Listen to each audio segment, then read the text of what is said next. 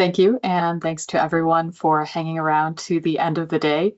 And I just want to preface this by saying that it will not be a full outbrief, so we are still working on finalizing our revisions and our final outbrief to NASA.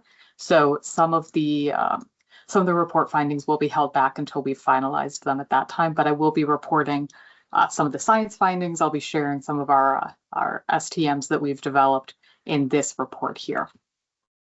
Next slide, please. So as background for everyone, it's been a couple of years, but I'm sure we're all familiar. South Polk Basin sample return has been recommended by multiple decadal surveys as a high priority lunar science mission in the scope of sort of a New Frontiers scale mission, recognizing that it's a large mission, but it has a huge amount of scientific value to the planetary science community as a whole. In the most recent decadal survey, it was recommended again. It was recommended as the highest priority mission for the LDEP program. And this was the endurance concept. Next slide, please. And this particular concept had two different flavors, as we've come to refer to them. So there was Endurance A, which utilized astronaut return by rendezvousing the long-distance rover with the Artemis astronauts at a South Polar base, and then also the Endurance R architecture, which was a fully robotic architecture. And what's really important about the Endurance concept is that it demonstrated that this kind of mission could be done on a budget that was commensurate with what NASA might have available at a time, that it would not completely dominate the lunar science budget or the planetary science budget for a long period of time. And it was able to do this by leveraging new developments in CLIPS technology, so either through commercial landers and through new rover developments. And then, of course, the largest cost savings or proposed cost savings being by leveraging the Artemis developments for sample return with the astronauts.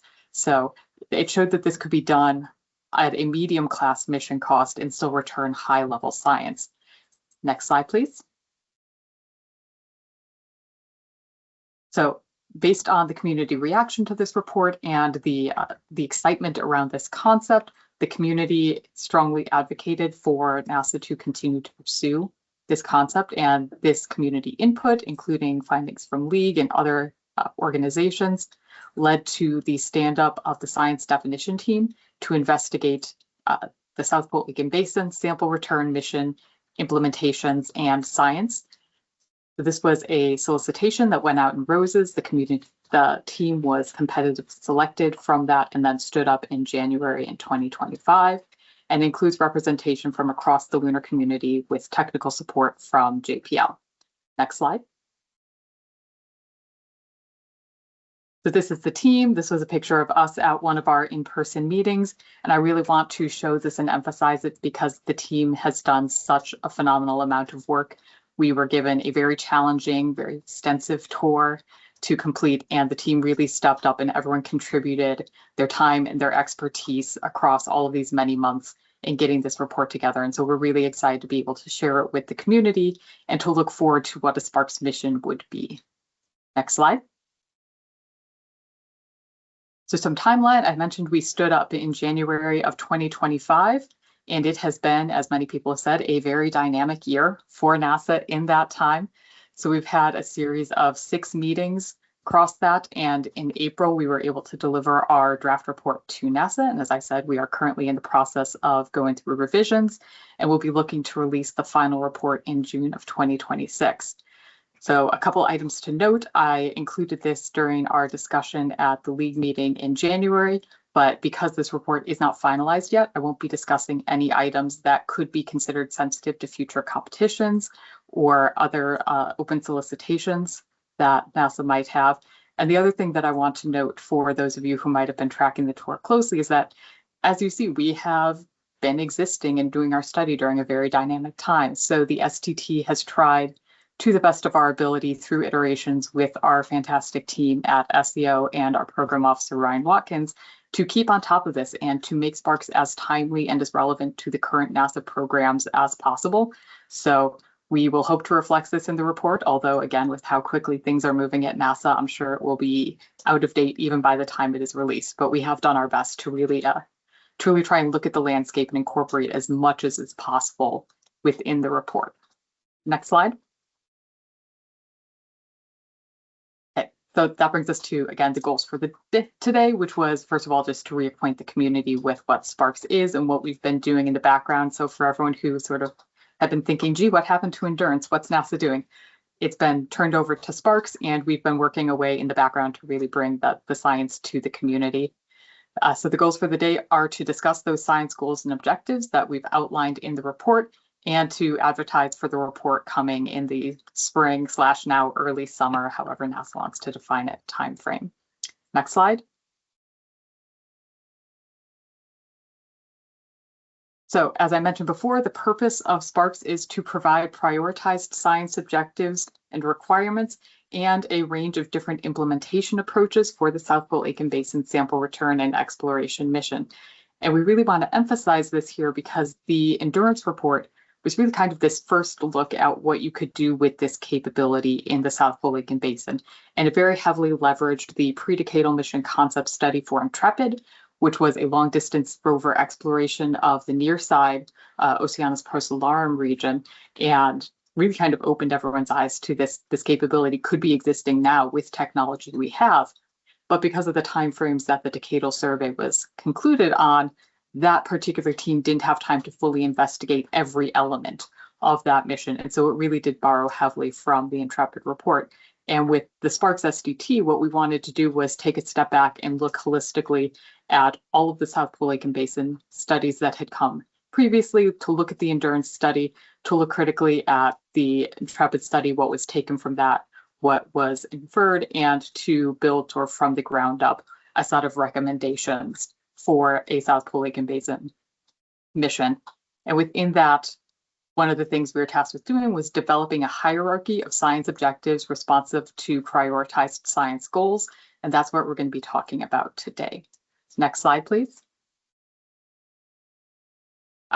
Yes, so one final note is we are not a FACA committee, so the SPARX report is considered a non-consensus analysis document. So I will be using the term findings for what the report recommends. These are not recommendations, they're findings. Again, those of you who are familiar with ag work will be familiar with the nomenclature, and this will be echoed in the report as well. The report will also contain one baseline and one threshold mission concept, although it will include significant discussion of other implementations, even if those are not the baseline and the threshold. And then it will also contain a rationale for why those were not selected as baseline, and programmatic discussion for whether or not certain technologies or certain implementations would change the prioritization. So we really tried to take a very full look at everything that was coming on the horizon and make recommendations within that scheme. So, next slide, please. Okay, so here are the goals and objectives, and these are both very exciting to reveal to the community and also should not really be a surprise because, again, the community has really been pushing and advocating for South Pole Aitken Basin sample return for 20 years. It's a phenomenal destination and the science is really near and dear to a lot of our hearts. So you will see that reflected here, and that these really are big planetary scale questions, and they are at the heart of South Pole Aitken Basin exploration. So goal 1, and the goals as I present them are in their priority order. So goal 1 is, what was the chronology of key processes and events during the first 500 million years of solar system history? Within this, there are 3 objectives. The first, to quantify the age of the moon to distinguish between early and late moon formation models.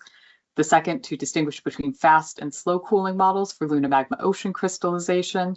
The third, to determine if and when a giant planet instability drove a sharp change in the inner solar system impactor flux. And fourth, to constrain the evolution of the lunar dynamo in the pre-4.0 billion year epoch of lunar history. Next slide. Second goal is our composition goal. So does the lunar far side preserve evidence of asymmetric magma ocean evolution and planetary crustal formation processes? And this goal really takes a 3-part look at the moon and the lunar interior and tries to drill down into the origin of the asymmetry and what it means. So the first objective is to determine if the far side highlands crust is similar to near side crust in age and/or composition. The second objective is to determine if there was a far side creep reservoir or other late stage magma ocean products prior to the SPA impact.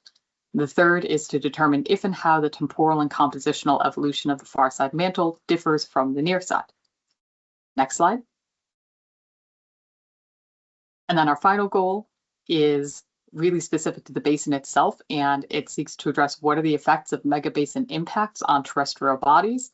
Within this, there are two objectives: to determine whether there are discontinuities in the basin structure, so that being crustal thickness, density, magnetic field, across SPA, and to constrain models for the formation of a megabasin.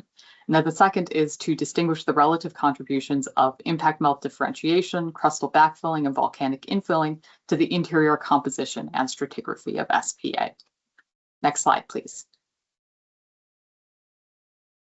Okay, and so now to the prioritization, which again is something that we were requested to do within the tour, and is really important because what the prioritization does is it really sets our ability to evaluate the different implementation architectures that we will be presenting in the report, because not every architecture is able to address every objective or every goal. And we used our prioritization to guide recommendations for which ones met various thresholds of science accomplishment. So what I'm showing here on this slide is the different criteria that we used to discuss and to evaluate the goals and the objectives.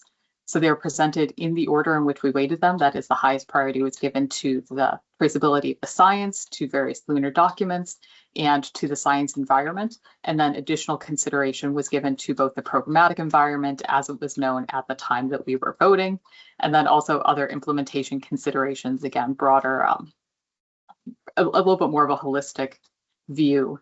And these were seen as sort of modifiers to the inherent science weight. And as if anyone's interested in this, we will be providing the full appendices, again, because this is a non-consensus report, which includes all of this voting information. And so you can see places where the votes actually were quite close. And we did eventually settle on a recommendation, but the weight of the votes is still very important, and we discussed that in the report. So next slide. So as I mentioned before, the goals themselves are presented in priority order, with the geochronology goal being the highest priority overall goal for the mission, followed by the crustal formation processes, and then finally the megabasin impacts in terms of their priority order. We then also did prioritize the objectives independently from the goals. And I think this is really important because particularly for goals 1 and 2, although goal 1 was the highest priority goal, it was a very, very close vote. And I think that reflects the importance of all of this science and all these different kinds of science to the community. And so the objectives were prioritized independently, and I'm showing that prioritization here, where the top priority objective was to determine basically the shape of this impact or flux in the earliest period of the solar system history. Was there a spike? Was it a gradual decline? Was there a sawtooth? Because really understanding that dynamic impact or environment has so many important consequences for the entire rest of the solar system. And then followed by quantifying the age of the moon. And then the third highest priority objective is to determine if there was a far side creep reservoir or other late stage magma ocean products. And these are the three objectives that really serve as the backstop for all of the rest of our recommendations. Next slide. Here is just a snapshot of the SPARX STM, or one of our many STMs.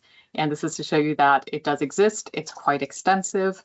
For those of you who are trying to take screen grabs or grabbing this later, you will see that I have blocked out the in situ measurement requirements because those can be pretty easily traced to what a strawman payload recommendation would be. But what I want to draw out is the fact that there are many different rows that are not seen in a standard STM. And what that means is that we have many different subtables as well, which we'll be showing traceability to. I also want to highlight here that investigations shown in white are considered baseline only. All the rest of the investigations are considered threshold investigations. So next slide. And these are just a snapshot of what some of the other subtables will be, including the fact that we have a quite extensive sample requirements table, which will derive the different masses and sizes of particles that are required for the different investigations. And then that is filtered through understandings of sample collection mechanisms Same thing with our traverse locations, that what the actual mission requirements are, and then how they've been implemented by the SDT. And then finally, the same thing for the in situ measurement requirements, how those are translated into recommendations for a strawman payload. Next slide. Should be my last slide. Yep. And so the takeaways are that the report emphasizes the breadth and importance of SPA to lunar and solar system science.